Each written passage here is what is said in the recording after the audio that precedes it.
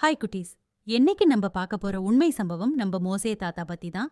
வாங்க குட்டீஸ், நம்ம இந்த உண்மை சம்பவத்தோட டிராவல் பண்ணுவோம். ஒரு காலத்தில் மோசஸ் என்னும் நல்ல மனிதர் இருந்தார். அவர் பிறந்த காலத்தில் எகிப்து நாட்டில் ஒரு கொடிய ராஜா ஃபாரோ இருந்தான். அந்த ராஜா இஸ்ரவேல் மக்கள் அதிகமா ஆகுறாங்கன்னு பயந்து எல்லா ஆண் குழந்தைகளையும் கொல்ல சொல்லினான். அப்போ மோசேயின் அம்மா தன் குழந்தைய காப்பாத்தணும் என்று ஒரு கூடையில வைத்து நைல் ஆற்றில் விட்றாங்க. அந்த கூடை ஓடிக்கொண்டு போய் ராஜாவின் மகள் கண்ணுக்கு பட்டது.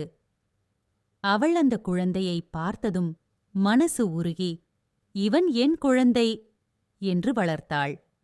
அப்படி மோசே ஒரு ராஜமாளிகையில் வளர்ந்தார். பின்னர் மோசே பெரியவரானார். ஒரு நாள் தன் இஸ்ரேல் மக்கள் கஷ்டப்படுறதைப் பார்த்து அவர்களுக்கு உதவினார். ஆனா அதனால் பிரச்சனை வந்தது. அதனால் மோசே ஓடிச் சென்று வனாந்தரத்தில் வாழ்ந்தார். கர்த்தர் அழைத்தார். ஒரு நாள் ஒரு விசித்திரமான விஷயம் நடந்தது. ஒரு மரம் எரிந்தது. பட் அது கரியவில்லை. அது கர்த்தரின் குரல். கர்த்தர் மோசேயிடம் சொன்னார், என் மக்களை எகிப்திலிருந்து விடுவி. மோசே ராஜாவிடம் போய் சொன்னார், என் மக்களை விடு. ஆனா ராஜா கேட்கலை. கர்த்தர் பல அற்புதங்கள் செய்தார். கடைசியில் ராஜா பயந்து மக்கள் போக அனுமதி கொடுத்தான்.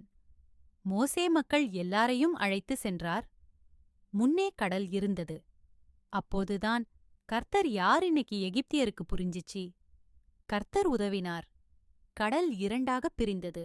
அவர்கள் நடந்து கடந்து போனார்கள். பின்னர் மோசே ஒரு மலைக்குப் போய் கர்த்தர் கொடுத்த நல்ல வாழ்க்கைக்கு தேவையான சட்டங்களை பெற்றார். அதுதான் 10 கட்டளைகள். கதை சொல்லும் நெறி, மோரல். கர்த்தரை நம்பினால் பயம் வேண்டாம். நல்லது செய்தால் கர்த்தர் உதவுவார்.